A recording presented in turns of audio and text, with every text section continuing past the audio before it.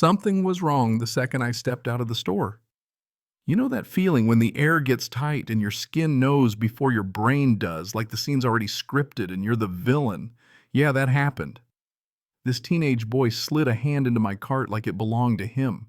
And before I could even ask what he was doing, his mother in a red blazer started shouting about safety and dialing 911 like she'd practiced it in the mirror. I wasn't loud, I wasn't even moving, but somehow I was the threat anyway. And the whole time, the weight of my badge sat in my pocket like a loaded question I wasn't ready to answer. Let me back up a sec. 3 months earlier, I moved to Meadowbrook, 200 houses, tree-lined streets, same mailboxes standing like little soldiers. The brochure kinda perfect. I thought my daughter Maya deserved schools were good, sidewalks clean, and after 20 years of running at sirens and stepping over broken glass in alleys that never saw daylight, normal sounded like a blessing. I could finally afford. The first person I met was not a blessing. Though she climbed out of a pearl-white SUV like she was stepping onto a stage, heels clicking, chin at parade rest, that tight, polite smile that says, "Welcome and watch yourself" at the same time. "I'm Marilyn Pierce," she announced, chairwoman of the board, and she handed me a 50-page rule book with her name laser printed on every sheet, like a watermark, told me to study our standards, then pivoted away with a clipboard tucked to her ribs like a shield. I tried to laugh it off. I've seen this type soft authority with a hard edge, but I gave her the benefit of the doubt because that's what you do when you want peace. You wait. You watch. You hope until the first letter came. Garden hose visible from the street. $50. Which was cute because the hose was coiled in my garage behind a rake. The second letter scolded my newspaper for sitting too long on the driveway. The third cited Maya's bike leaning on the porch as if 10 pounds of pink and streamers could topple property values. Each letter signed with Marilyn's looping signature like she was autographing a fan poster. I started a notebook. Dates, times, photos. This is how my brain works. Document. Don't react. Walking the block at dusk, I saw what wasn't being seen. Trash cans camped at the curb for days at one house with no love letters from the board, a boat trailer living rent-free in a driveway across the street. Not a peep. The pattern sharpened the longer I watched. Only 3 homes kept. Getting the official paper mine, the Parkers on Pine, and an elderly couple down on Maple, the Kumars. Us 3 had one obvious thing in common, and you don't need me to draw that line for you. Marilyn's son Chase made an entrance about then 6 feet of smirk and borrowed bravado, the kind of kid who drives mom's car like a parade float and believes the street claps for him. He walked past while I was mowing, pointedly loud. Mom says, "Guys like you should stay in your part of town." I kept pushing the mower because a man can pick his moments, but inside my chest, something heavy slid into place. Not anger yet, just recognition. I installed cameras the next weekend, all pointed at my property like the law requires. And that's when Chase strolled up with 2 buddies and a Bluetooth speaker humming bass like a swarm. "You spying on folks," he said, leaning in, and I told him no, I'm protecting what's mine. Problem with that. He puffed himself big until his mother materialized, pulled by the scent of a boundary. Chase inside then to me. "We take aesthetics seriously here," which was a bold way to say she thought her clipboard outranked state law. 2 days later, a new letter, unauthorized security installation, $200 remove or face penalties. And that's when I called the management company, asked for a year's worth of violation data. What came back looked like a math problem. With the answer circled in red, more than 90% of the fines hit the same 3 households. If you ever wonder what discrimination looks like in the suburbs, it isn't always a shouted slur. Sometimes it's a spreadsheet. I was still holding my fire when the grocery thing went down Saturday sun high. I was loading steaks for Maya's birthday barbecue. Simple everyday joy when Chase and his friends appeared like they'd been waiting for their mark. "Those groceries look pretty expensive for someone like you," he said, and a couple of shoppers slowed phones, inching up like periscopes. I tried to move my cart around him. He clamped a hand on the handle. Hand them over. Call it community service, one of his boys added. Yeah, time to give back. Like it was a joke. Only they understood. Then Chase reached into the cart and grabbed the steak bag. And my voice dropped the way it does when I want someone to decide to get smart. Stop right there, I said. Steady. And he froze long enough to feel dumb. I took the steaks back without a scene. He muttered threats about this not being over and sprinted away to his truck to find new courage he could borrow. 30 minutes later, the sirens found my street. 2 cruisers, 4 officers, hands floating near their holsters. And there's Marilyn on my lawn, doing a teary monologue about assault and theft, like she's auditioning for a procedural. The sergeant, a young woman whose eyes were already measuring what was real, asked if we could review footage. Absolutely, I said, and the store manager arrived with a tablet like a gift from the truth. We watched Chase grab. We watched me reclaim.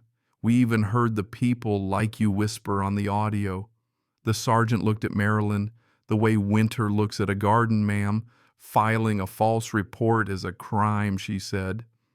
And for a second I almost pulled my badge not to flex, just to end the theater, but I didn't. Not yet. Because sometimes you get more from letting the play run to its final act. I declined to press charges. Education over prosecution when it serves the peace. You know what I mean? And the sergeant gave Marilyn a warning so clear it should have come with subtitles. Restraint didn't soften Marilyn. It emboldened her. The letters multiplied mailbox paint, fading sprinkler noise during permitted hours, flower pot causing visual obstruction, fines climbing like ivy. Half the rules she cited didn't exist anywhere but her imagination and buried in county records. I found the twist that made everything click. Her appointment was never formalized. No proper election per the bylaws, which meant her authority sat on sand. She'd been packing with her own hands that night. Mrs. Green from Pine knocked on my door with a manila folder of nonsense fines and fear in her eyes. 10 minutes later, Mr. Alvarez from Maple joined us. Same folder, same fear. We closed the curtains like we were planning a heist and laid everything out on my coffee table. Dates, letters, photos, bank receipts. 13 households in all before the week was done. A map of Meadowbrook on my cork board with pins in all the usual places. The pattern so obvious it felt like standing under a billboard. What's your background, Evan? Mr. Alvarez finally asked his grandson, coloring at the kitchen table. Like this was any other Saturday you document like a prosecutor. I told him I work in law enforcement, left it at that, not because I was hiding, but because I didn't want this to become about rank when it needed to be about neighbors saying enough. We compiled a binder that would make a DA smile fabricated rules, selective enforcement missing election records, the whole thing smelling like a petty kingdom masquerading as community care. Marilyn must have felt the ground tilting because she called an emergency HOA meeting for Saturday. Urgent safety concerns proposed special powers to force immediate removal of residents who threatened our way of life, which is one of those phrases that says the quiet part out loud. The community center was packed. Buttons that read, "Preserve our standards" on a dozen sweaters, whisper networks buzzing. Marilyn took the podium and played her hits. Danger, instability. Me as the problem. She even claimed the police had been called to my place multiple times for my erratic behavior, and I watched 20 hands lift when she asked for a show of preliminary support. Fear is an easy salesperson. Before any vote, I said, standing steady, voice calm, posture, you deserve the full picture. And I started handing out copies. Election bylaws, first 2-year terms, proper notice quorum. Then the part where Marilyn had been holding the chair almost double without a legal election. You could feel the room lean. Then the violation charts, 3 families drowning in citations, while identical infractions elsewhere earned crickets. The murmurs got teeth. Then the fees, table thousands collected under rules that didn't exist. I heard the word refund float like a prayer. Marilyn flared, I set standards. She snapped, that's my job. And I said, no, ma'am, governance is not improv. And that's when I slid my badge across the table.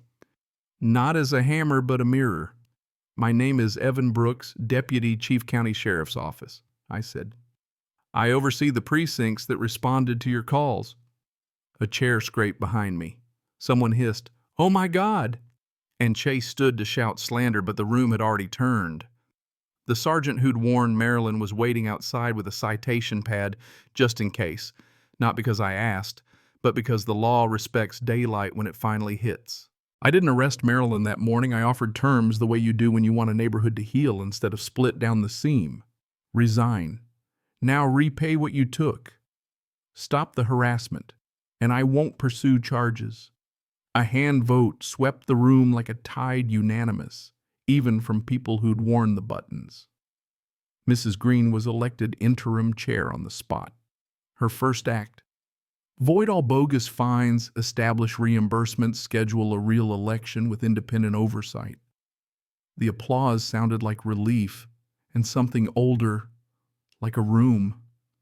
Remembering how to be honest.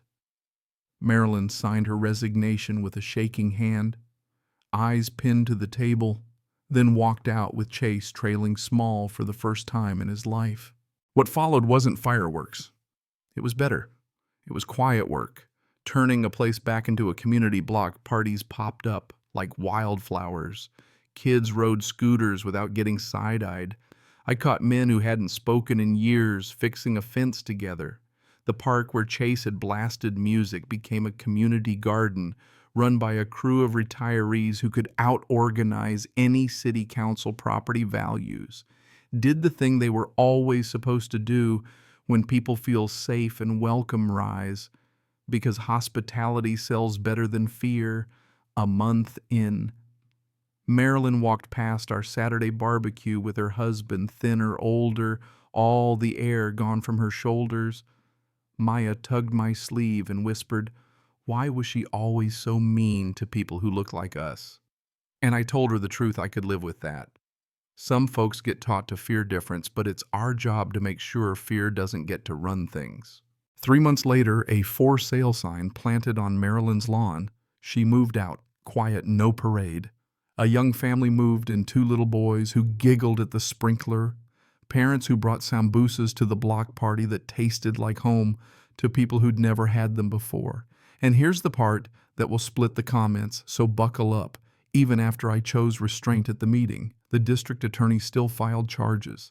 Our binder had friends in other neighborhoods, similar complaints, same patterns. So Marilyn pled to fraud and false reporting, 2 years probation, 100 hours of community service at a civil rights nonprofit. The county passed new requirements for HOA elections with independent oversight. Folks started calling it the Pierce Rule, which is a funny legacy, becoming the caution tape you use to stretch across other people's lives. On a warm evening that felt like an apology from the year I sat on the porch with Maya while kids shrieked down the block, the smell of charcoal and cut grass braided together. Mrs. Green dropped off the last reimbursement check with a handwritten note that said, "Thanks for letting the facts win." An older neighbor who once backed Marilyn walked up and told me his grandson picked me for a school project on courage. I told him the real courage belonged to the families who stood up when it was risky. He shook his head and said, "That's how I knew you were the right one to follow." And here's the last image I'll leave you with, because stories deserve an ending. You can see a Saturday night in Meadowbrook. String lights zigzagging across the cul-de-sac like a low constellation. Tables pushed together, a potluck the size of a promise. A little girl handing Maya a paper crown she made from construction paper and glitter glue. "You're the queen of the garden," she says, and the grown-ups laugh easy. No one looking over their shoulder for a rule to be broken by simply existing. The camera, if there was one, would pull back to show a neighborhood that finally looks like the brochure we were promised, except real, except earned. Then it would catch a shadow at the edge of the light, a figure watching from a parked car. And you'd wonder with me whether mercy teaches faster than punishment, whether the person who lost everything will learn the right lesson, or just wait for a softer place to land. That's the open question. That's the thing I can't answer for you. So tell me, if you were me, would you have pressed charges that first night in the parking lot, or let the facts build until the whole room could see them? Did we handle it right? Did the county, where's the line between accountability and redemption in a community that has to live together? Tomorrow, drop your take below, especially if you've lived through HOA drama or any kind of neighborhood power trip. And if this story hit something in you, share it so the next family knows they're not crazy, they're not alone, and they don't have to hand over their groceries just to keep the peace.